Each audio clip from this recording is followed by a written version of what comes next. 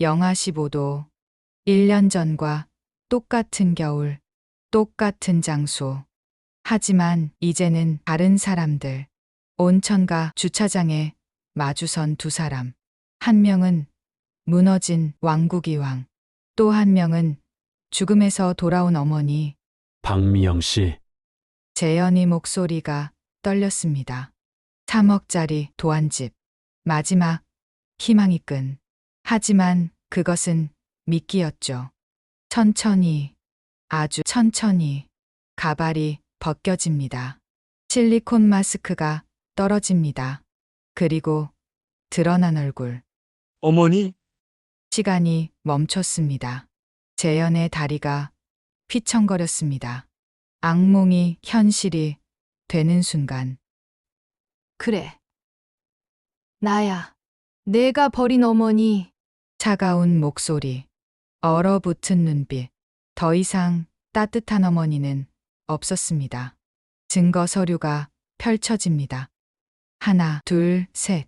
재현의 모든 죄가 드러납니다. 그리고 마지막으로 꺼낸 것. 작은 한복 한 벌. 기억나니? 5살 재현이 입었던 설날 한복. 밤새워 지은 사랑이 증거. 이제는 배신의 상징이 된 그것.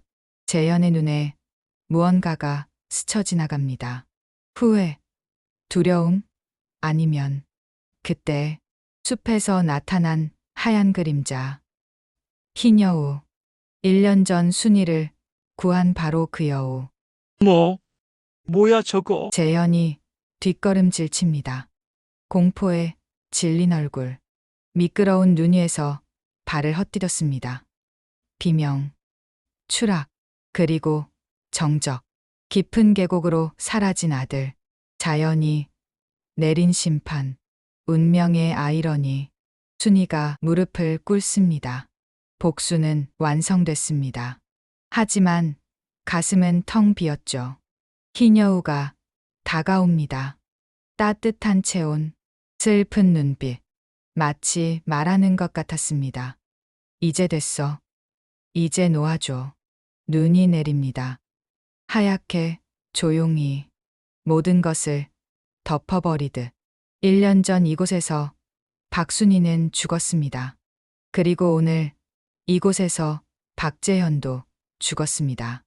아들과 어머니, 가해자와 피해자 모두가 이 겨울에 묻혔습니다. 하지만 죽음이 끝은 아닙니다. 복수가 답도 아닙니다. 순이는 일어섭니다. 천천히, 하지만 확실하게. 뒤돌아보지 않습니다. 앞으로 걸어갑니다. 여우가 옆에서 걷습니다.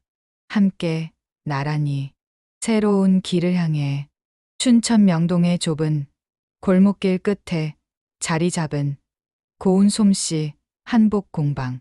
오래된 간판이 겨울바람에 삐걱거리며 흔들렸습니다. 순이는 차가운 손끝을 하얗게 입김으로 녹이며 바늘을 들었어요. 올해로 72살. 30해를 넘게 이 자리를 지켰죠. 어머니, 또 밤새우셨어요? 재현이 문을 열고 들어왔습니다. 비싼 정장 차림의 아들을 보자 순이의 얼굴에 미소가 번졌어요. 아이고, 우리 아들. 바쁜데 여기는 웬일이니? 그러게요. 어머니 보려고 시간 내서 왔죠. 재현은 공방을 둘러보며 눈살을 찌푸렸습니다. 천장 구석에 곰팡이, 자국, 낡은 재봉틀, 어지럽게 쌓인 천 조각들. 그의 시선이 차갑게 식었어요. 순이는 아들의 표정 변화를 놓치지 않았습니다. 가슴 한 구석이 서늘해졌죠. 재현아, 차라도 한잔 할래? 어머니, 우리 얘기 좀 해요. 진지하게. 재현이 맞은편 의자에 앉았습니다. 순이의 손이 미세하게 떨렸어요. 이런 날이 올 줄 알았으면서도 막상 닥치니 숨이 막혔습니다. 이 공방 말이에요. 언제까지 이렇게 하실 거예요? 무슨 소리니? 내가 할 수 있는 한 계속해야지. 어머니, 현실을 좀 보세요. 요즘 누가 한복을 맞춰 입어요? 다들 대여점에서 빌려 입잖아요. 순이의 눈가에 주름이 깊어졌습니다. 아들의 말이 비수처럼 가슴에 꽂혔어요. 재현은 가방에서 서류를 꺼냈습니다. 이딴 값 아세요?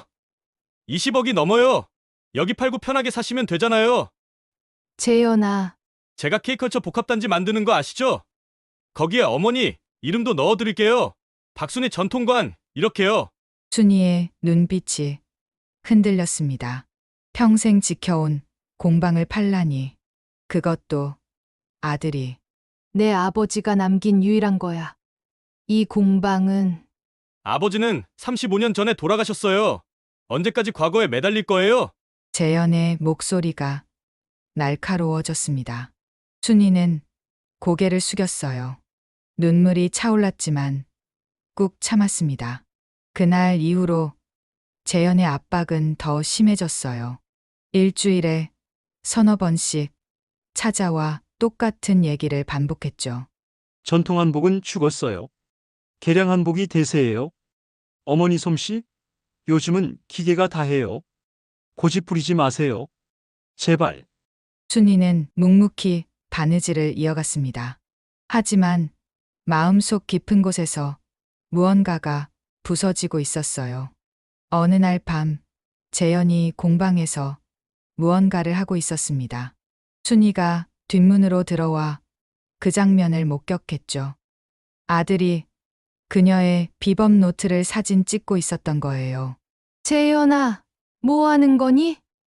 깜짝 재현이 돌아봤습니다. 잠시 당황했지만 곧 뻔뻔한 표정을 지었어요. 아, 어머니. 그냥 기록으로 남기려고요. 나중에 박물관에 기증하면 좋잖아요. 거짓말. 순이는 알 수 있었습니다. 35을 키운 자식인데 그 표정을 모를 리 없었죠. 그 순간 순이의 마음속에서 뭔가가 툭 하고 끊어졌습니다. 날이 갈수록 한복 주문은 줄었어요.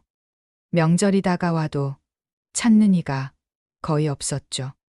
공과금, 고지서만 쌓여갔습니다. 어머니, 제안 하나 할게요. 12월에 어느 추운 날 재현이 또 찾아왔습니다. 이번엔 표정이 달랐어요. 묘하게 다정했죠. 온천 여행이라도 다녀오세요. 제가 다 준비했어요. 온천. 네. 강원도 깊은 산속에 좋은 곳이 있대요.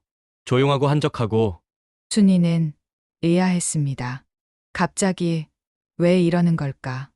하지만 지친 몸과 마음이 잠시 쉬고 싶다고 속삭였어요. 정말 같이 갈 거니? 당연하죠. 제가 직접 모시고 갈게요. 재현의 미소가 어딘가 부자연스러웠습니다. 하지만 순이는 믿고 싶었어요. 아직도 자기 아들이니까. 출발하는 날 아침, 날씨는 몹시 추웠습니다. 영하 15도.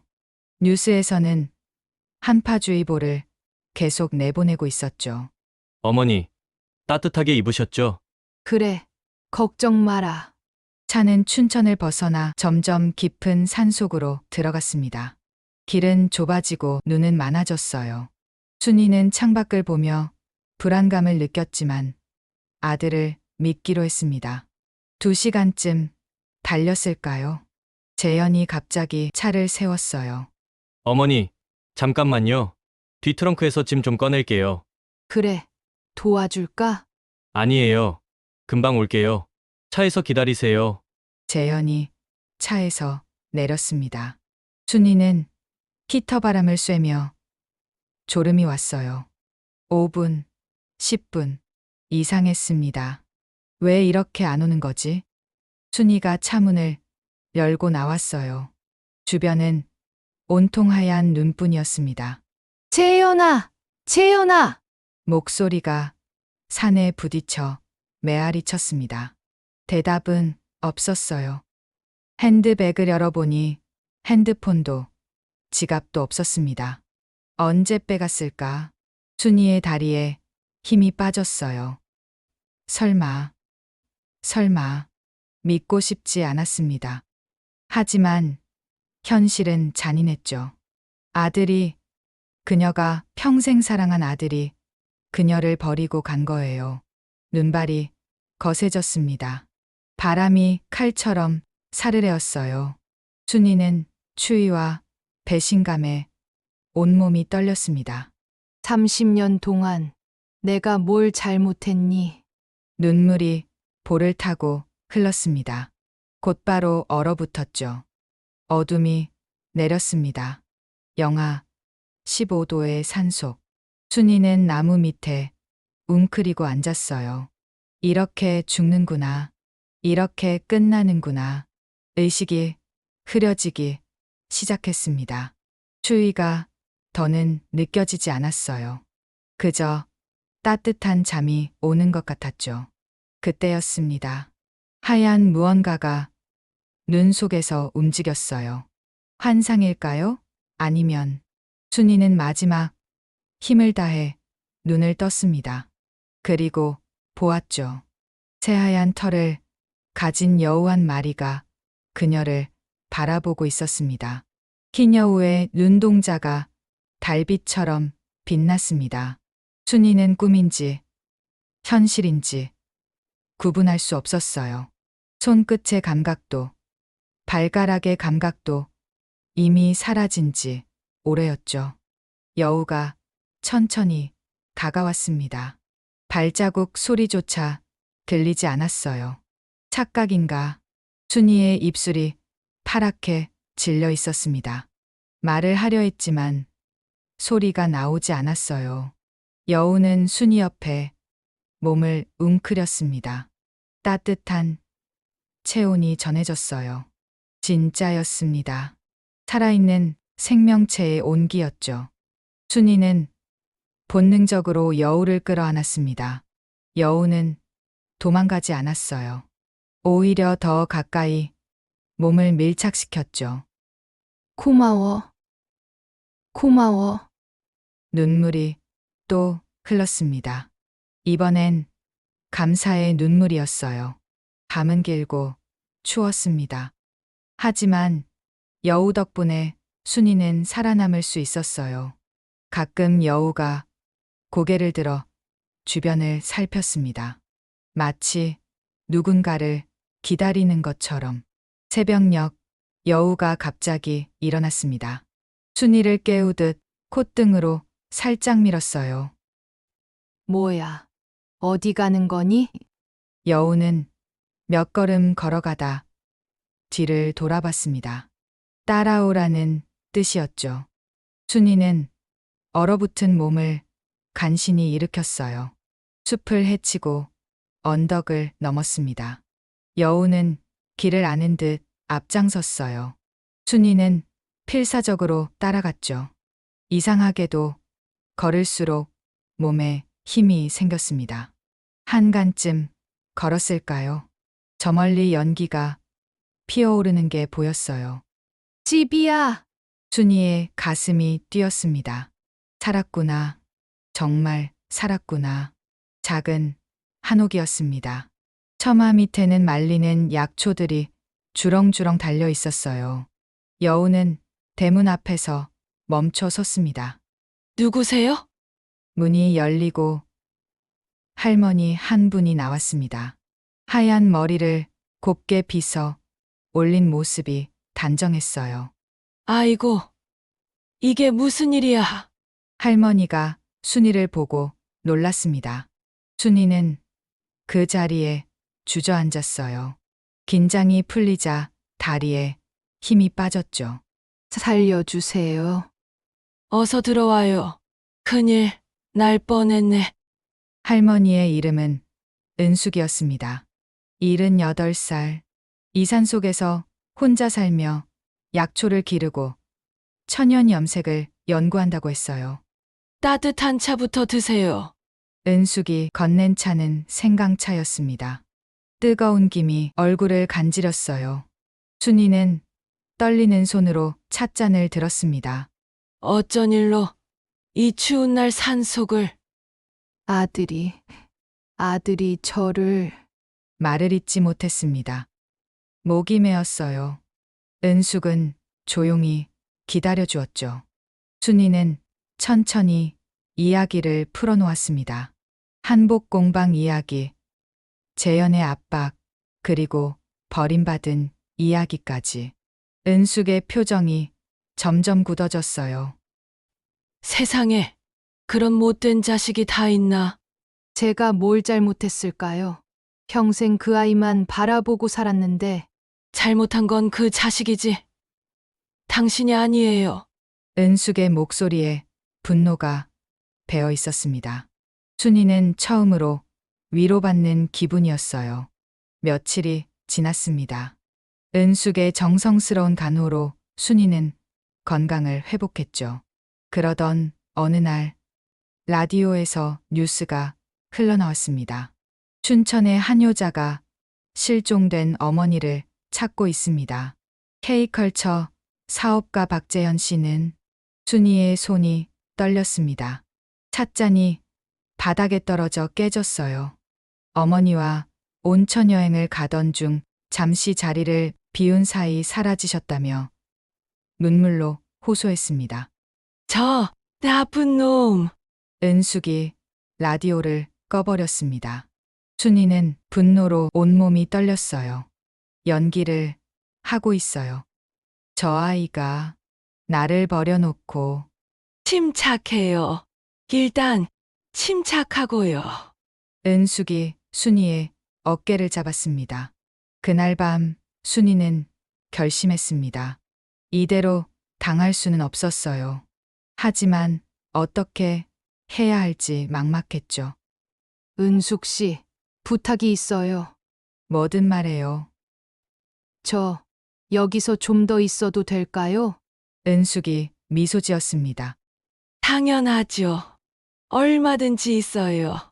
그렇게 순이의 산속 생활이 시작됐습니다. 은숙은 천연 염색의 달인이었어요. 쪽, 토, 양파 껍질, 간물, 자연에서 얻은 재료로 아름다운 색을 만들어냈죠. 이건 독성이 있는 식물이에요. 조심해야 해요. 은숙이 보라색 꽃을 가리켰습니다. 순이는 모든 걸 열심히 배웠어요. 박순이는 죽었어요. 어느 날 순이가 말했습니다. 은숙이 놀란 눈으로 쳐다봤어요. 무슨 말이에요? 그날 밤 산속에서 박순이는 죽었어요. 이제 저는 다른 사람이 되고 싶어요. 은숙이 고개를 끄덕였습니다. 이해한다는 듯이 흰 여우는 가끔씩 나타났습니다. 마당에 앉아 순이를 지켜보곤 했죠. 순이는 여우를 스승이라고 부르기 시작했어요. 너한테 배울 게 많구나. 인내심, 기다림, 그리고 순이가 여우의 눈을 들여다봤습니다. 교활함. 여우가 고개를 갸웃했어요. 마치 웃는 것 같았죠. 1년이 흘렀습니다. 봄이 왔어요. 순이는 완전히 다른 사람이 됐죠. 은숙에게 배운 염색 기술, 독성식물 지식, 그리고 변장 기술까지 이제 준비됐어요.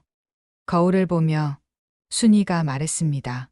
거울 속엔 전혀 다른 사람이 있었어요. 머리 색깔, 얼굴형, 심지어 목소리까지 바꿨죠.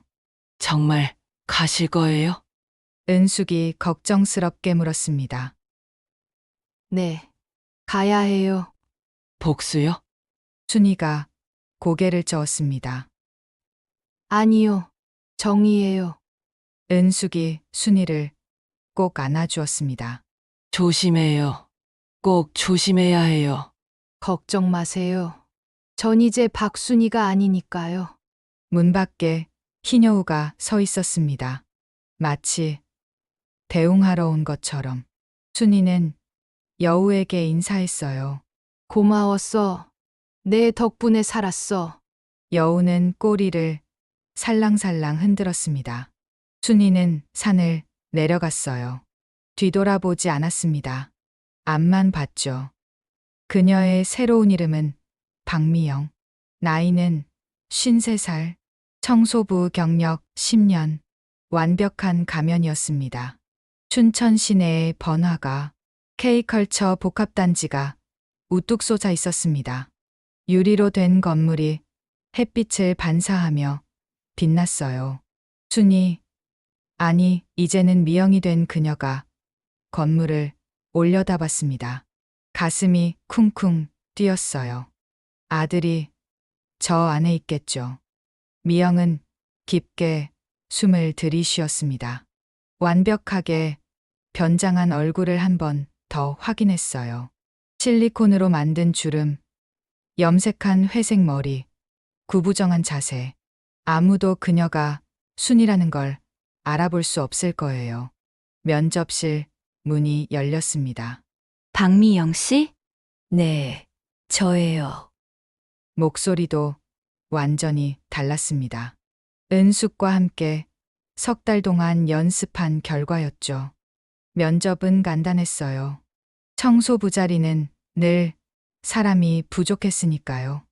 미영은 일부러 만든 가짜 이력서를 내밀었습니다. 10년 경력의 청소 전문가. 완벽한 거짓말이었죠. 월요일부터 출근하시면 됩니다. 합격이었어요. 미영의 입꼬리가 살짝 올라갔다가 금세 내려갔습니다. 아직은 기뻐할 때가 아니었죠. 첫 출근 날, 미영은 청소도구를 들고 건물을 돌아다녔어요. 겉으로는 평범한 청소부였지만 그녀의 눈은 날카롭게 모든 걸 관찰했습니다. 3층 전시실, 박재현의 한류한복 컬렉션이라는 간판이 보였어요. 미영의 손이 떨렸습니다. 청소도구를 꽉 쥐었어요. 전시실 안으로 들어갔습니다. 벽면 가득 한복들이 걸려 있었어요. 그런데 이건 미영이 숨을 멈췄습니다. 그 한복들은 모두 순이가 만든 것들이었어요. 독특한 바느질, 기법, 색감, 문양. 틀림없었습니다. 그런데 설명판에는 박재현 디자이너 작품이라고 적혀 있었죠. 분노가 치밀어 올랐습니다. 하지만 미영은 참았어요. 지금은 때가 아니었으니까. 아줌마, 여기 청소 깨끗이 해요. 뒤에서 목소리가 들렸습니다. 재현이었어요. 미영의 심장이 멈출 것 같았습니다. 아들이 바로 앞에 있었죠. 하지만 재현은 그녀를 알아보지 못했어요. 네, 알겠습니다. 미영이 고개를 숙였습니다. 재현은 거만한 표정으로 전시실을 둘러봤어요. 이 한복들 다 내가 디자인한 거예요. 전통과 현대의 조화랄까. 거짓말. 미영은 이를 악물었습니다. 저 한복들은 순이가 밤새워 만든 것들이었어요. 아들을 위해, 가족을 위해 한 땀 한 땀 정성을 들인 작품들이었죠. 재현이 나가고 미영은 혼자 남았습니다. 전시실을 청소하며 모든 걸 기록했어요. 숨겨둔 작은 카메라로 사진을 찍고 설명판에 거짓말들을 메모했죠. 점심시간, 직원 휴게실에서 동료들과 이야기를 나눴습니다. 재현 사장님, 어머니가 정말 대단한 분이셨대요. 한 직원이 말했어요. 미영의 귀가 쫑긋했습니다. 맞아요. 한복 장인이셨다면서요. 그런데 돌아가셨대요. 아니에요. 실종됐대요. 산에서요. 미영은 청소 도구를 만지작거리며 들었습니다. 마음속에서 씁쓸함이 번졌어요. 일주일이 지났습니다. 미영은 완벽한 청소부 연기를 계속했죠. 그러면서도 증거 수집을 멈추지 않았어요. 재현의 사무실을 청소할 때였습니다. 책상 위에 서류가 놓여 있었어요. 전통 한복 제작 기법, 특허 출원서. 미영의 눈이 번뜩였습니다. 서류를 자세히 봤어요. 순이의 독특한 바느질 기법, 천연 염색법, 문양 디자인, 모든 게 그대로 적혀 있었습니다. 재현이 어머니의 기술을 훔쳐 자기 것으로 만들려는 거였어요. 미영은 재빨리 서류를 사진 찍었습니다. 손이 떨렸지만 침착하게 행동했어요. 그때 문이 열렸습니다. 재현이 들어왔어요. 뭐해요? 아, 청소하고 있었습니다. 미영이 태연하게 대답했습니다. 재현은 의심스러운 눈초리로 그녀를 봤어요. 책상은 건드리지 마요. 네, 죄송합니다. 재현이 책상에 앉았습니다. 미영은 조용히 청소를 계속했어요. 그때 재현이 전화를 받았습니다. 응, 나야. 그래, 특허는 다음 주에 확정돼. 어머니 기술. 그 고집쟁이가 뭘 알았겠어. 시대에 뒤떨어진 기술을 내가 현대적으로 재해석한 거지. 미영의 주먹이 꽉 쥐어졌습니다. 청소 도구가 부러질 것 같았어요. 재현은 계속 말했습니다. 어머니는 죽은 거나 마찬가지야. 찾을 수도 없고, 설령 살아있다 해도 이미 늦었어. 모든 게 내 이름으로 되어 있으니까. 그 순간 미영의 마음 속에서 뭔가가 폭발할 것 같았습니다. 하지만 그녀는 참았어요. 아직은 때가 아니었으니까. 청소를 마치고 나왔습니다. 복도를 걸으며 미영은 다짐했어요. 이제 본격적으로 시작할 때였습니다. 다음 날부터 미영의 공격이 시작됐어요. 먼저 문화재청에 익명으로 제보했습니다. 무형문화재급 전통 기법이 불법적으로 상업화되고 있다고요. 증거 사진도 함께 보냈죠. 환경청에도 신고했어요. K컬처 복합단지에서 불법 화학 염료를 사용하고 있다고. 폐수 처리도 제대로 하지 않는다고 말이에요. 국세청에는 탈세 의혹을 제보했습니다. 미영이 모은 증거들이 빛을 발하기 시작했어요. 일주일 후 복합단지에 감사반이 들이닥쳤습니다.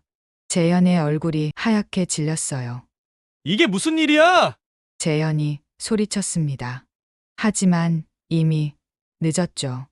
감사반은 꼼꼼하게 모든 걸 조사했어요. 미영은 멀리서 그 광경을 지켜봤습니다. 마음속으로 생각했어요. 이제 시작이야, 재현아. 내가 나에게 한 일을 되돌려주겠어. 청소도구를 들고 미영은 다시 일을 시작했습니다.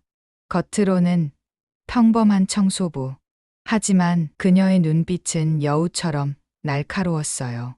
복수의 톱니바퀴가 돌아가기 시작했습니다. 멈출 수 없는 속도로 문화재청 감사가 시작된 지 한 달. K컬처 복합단지는 지옥이 되어 있었습니다. 재현의 사무실에서는 매일 고함 소리가 터져 나왔어요. 미영은 복도를 청소하며 그 소리를 들었습니다.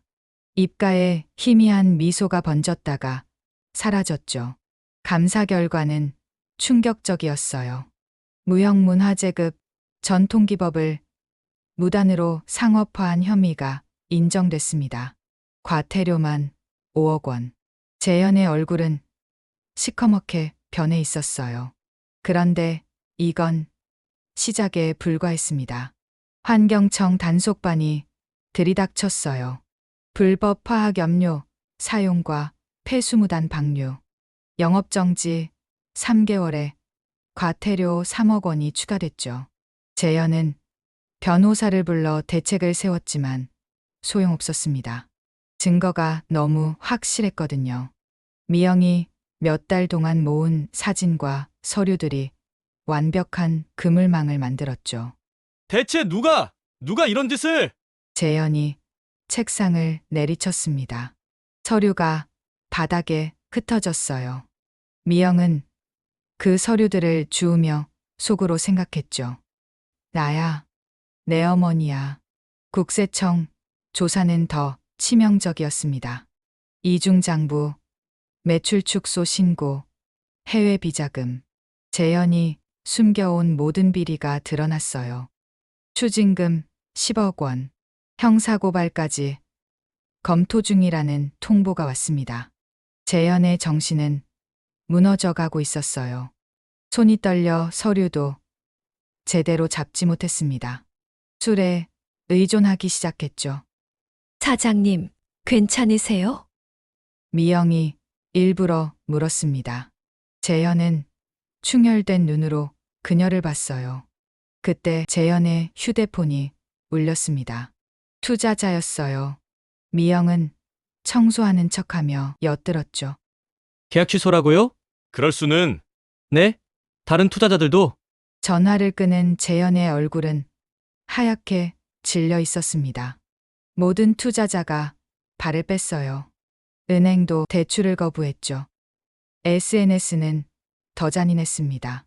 전통 도둑, 사기꾼, 가짜 디자이너. 댓글은 칼날처럼 날카로웠어요. 팔로워 수는 반토막 났습니다. 광고 계약도 줄줄이 취소됐죠. 직원들이 하나둘 떠나기 시작했어요. 월급이 밀렸거든요. 복합단지는 텅 비어갔습니다. 미영은 이 모든 걸 지켜봤어요. 복수가 거의 완성되어 가고 있었죠. 하지만 아직 끝이 아니었습니다.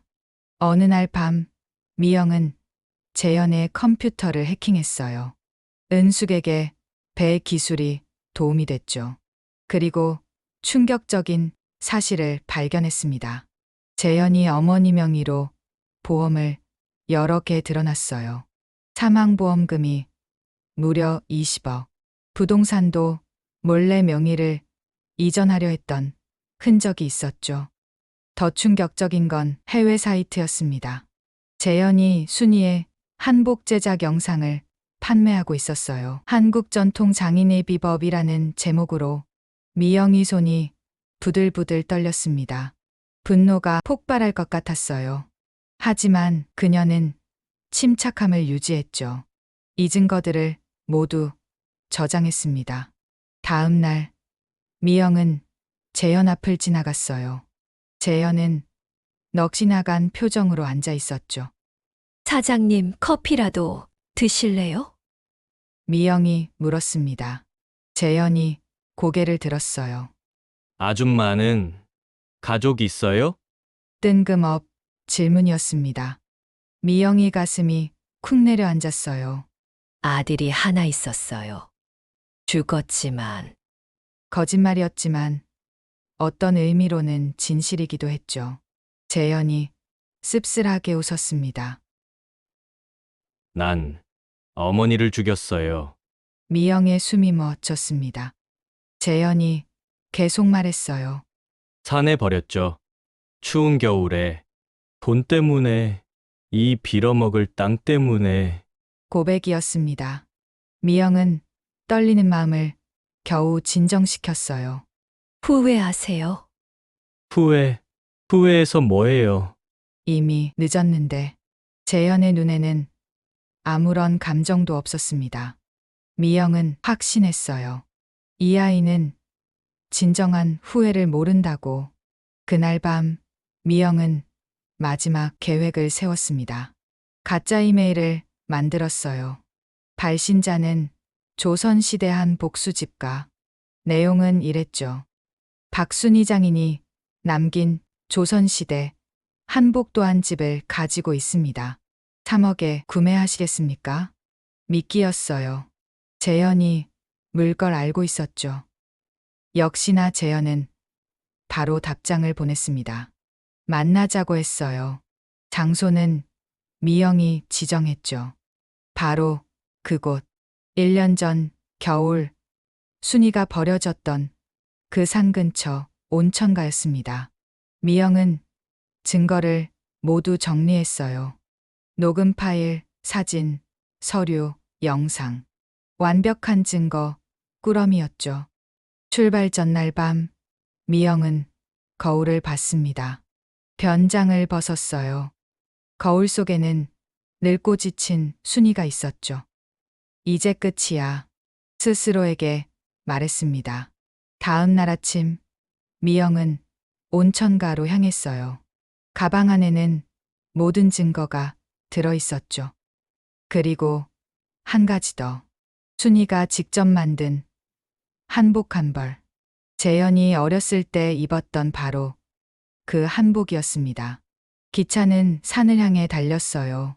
창밖으로 눈 덮인 풍경이 스쳐 지나갔죠. 1년 전, 그날처럼 미영의 눈빛이 차갑게 빛났습니다. 여우의 눈처럼 복수의 마지막 장이 시작되려 하고 있었어요. 눈이 소복이 쌓인 온천가 주차장. 1년 전과 똑같은 풍경이었습니다. 미영은 차에서 내려 주변을 둘러봤어요. 가슴이 미친 듯이 뛰었죠. 재현의 차가 멀리서 다가오는 게 보였습니다. 미영은 깊게 숨을 들이쉬었어요. 이제 정말 끝낼 시간이었죠. 재현이 차에서 내렸습니다. 초췌한 얼굴, 흐트러진 머리, 예전이 거만함은 찾아볼 수 없었어요. 재현이 다가왔습니다. 박미영 씨, 미영은 고개를 끄덕였어요. 도안집은 어디 있습니까? 재현의 눈빛에 욕심이 번뜩였습니다. 아직도 돈 생각뿐이었죠. 미영은 가방을 들어 보였어요. 여기 있어요. 하지만 먼저 할 얘기가 있습니다. 무슨 얘기요? 미영이 천천히 가발을 벗었습니다. 그리고 얼굴에 실리콘 마스크를 떼어냈어요. 재현의 눈이 점점 커졌습니다. 어머니! 재현이 비틀거렸습니다. 다리에 힘이 빠진 듯 했어요. 순이는 차가운 눈빛으로 아들을 바라봤죠. 그래. 나야. 내가 버린 어머니 어떻게? 사라이. 실망했니? 내가 죽지 않아서? 재현의 얼굴이 하얗게 질렸다가 붉어졌어요. 분노와 두려움이 뒤섞인 표정이었죠. 순이는 가방에서 서류 뭉치를 꺼냈습니다. 재현의 모든 범죄 증거였어요. 내가 한 짓들이야. 내 기술 도용, 보험 사기, 명의 도용, 탈세. 하나씩 나열할 때마다 재현의 표정이 일그러졌습니다. 그리고 이거 순이가 작은 한복을 꺼냈어요. 재현이 5살 때 입었던 설날 한복이었죠.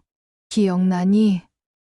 내가 이거 입고 얼마나 좋아했는지 밤새워 만들었어. 내가 최고로 예쁜 한복을 입길 바라면서. 순이의 목소리가 떨렸습니다. 눈물이 차올랐어요. 하지만 참았죠. 재현은 한복을 보며 얼어붙었습니다. 잊고 있던 기억이 떠올랐나 봐요. 어머니. 저는 변명하지 마. 듣고 싶지 않아. 순이가 단호하게 말했습니다. 그때였어요. 숲에서 하얀 무언가가 나타났습니다. 흰 여우였죠. 1년 전 순이를 구해준 바로 그 여우였어요. 재현이 소스라치게 놀랐습니다. 뭐야, 저거. 여우는 조용히 두 사람을 바라봤어요. 지혜로운 눈빛이었죠. 재현이 뒷걸음질 쳤습니다. 그러다 미끄러운 눈 위에서 발을 헛디뎠어요. 비명을 지르며 비탈길로 굴러떨어졌죠. 재현아! 순이가 본능적으로 소리쳤습니다. 하지만 재현은 이미 사라졌어요. 깊은 계곡으로 떨어진 거였죠. 순이는 그 자리에 주저앉았습니다. 복수는 완성됐어요. 하지만 마음은 텅 비어 있었죠. 여우가 다가와 순이 옆에 앉았습니다. 따뜻한 체온이 전해졌어요. 이게 끝이야? 순이가 혼잣말처럼 물었습니다. 여우는 조용히 고개를 들어 하늘을 봤어요. 눈이 내리기 시작했죠. 경찰이 왔습니다. 재현의 시신을 찾았어요. 사고사로 결론 났죠. 순이는 모든 증거를 경찰에 넘겼습니다. 언론은 떠들썩했어요. K컬처 사업가 박재현, 비리 수사 중 추락사. 어머니, 기술 도용한 페륜아들의 최후. 하지만 순이는 이미 떠난 뒤였습니다. 산속 은숙이 집. 순이는 다시 그곳으로 돌아왔어요. 은숙이 따뜻하게 맞아주었죠. 끝났어요. 네. 끝났어요. 하지만 순이의 마음은 무거웠습니다. 복수를 했는데도 아무것도 달라지지 않았어요. 아들은 죽었고 그녀는 여전히 혼자였죠. 후회해요. 은숙이 물었습니다. 순이는 한참을 생각했어요. 모르겠어요. 그저 허무해요. 그때 문 밖에서 소리가 났습니다. 젊은 여자들이 서 있었어요. 저희 한복 배우고 싶어서 왔어요. 진짜 전통 기법을 배우고 싶어요. 순이는 놀랐습니다. 자신을 찾아온 거였어요. 은숙이 미소 지었죠. TV에 나왔어요. 당신이 진짜 장인이라고. 재현 씨 사건으로 알려졌죠? 순이는 젊은이들을 바라봤습니다. 그들의 눈빛이 반짝였어요. 배우고 싶다는 열정이 가득했죠. 순간 순이의 마음속에서 뭔가가 움직였습니다. 따뜻한 무언가가. 정말 배우고 싶어요? 네, 꼭이요. 순이는 처음으로 진심 어린 미소를 지었어요. 힘들 거예요. 포기하지 않겠어요? 네, 절대 포기 안 해요. 순이는 고개를 끄덕였습니다. 좋아요. 가르쳐 줄게요. 그날부터 순이의 새로운 삶이 시작됐어요. 젊은 제자들과 함께하는 나날이었죠. 한복을 만들며 순이는 깨달았습니다. 복수가 아니라 창조가, 파괴가 아니라 전승이 진정한 의미라는 걸. 희녀우는 가끔 나타났어요. 마당에 앉아 순이를 지켜봤죠. 이제 여우의 눈빛은 슬프지 않았습니다. 평화로웠어요. 어느 날 제자가 물었습니다. 스승님, 한복이 뭐예요? 순이는 바느질하던 손을 멈췄어요. 그리고 대답했죠. 한복은 사랑이에요. 누군가를 위해 한 땀 한 땀 정성을 들이는 마음. 그게 진짜 한복이에요. 제자들이 고개를 끄덕였습니다. 순이는 다시 바느질을 시작했어요. 이번엔 제자의 한복이었죠. 정성스럽게 사랑을 담아서. 창밖으로 봄이 오고 있었습니다. 겨울은 끝났어요. 순이의 겨울도 마침내 끝이 났습니다.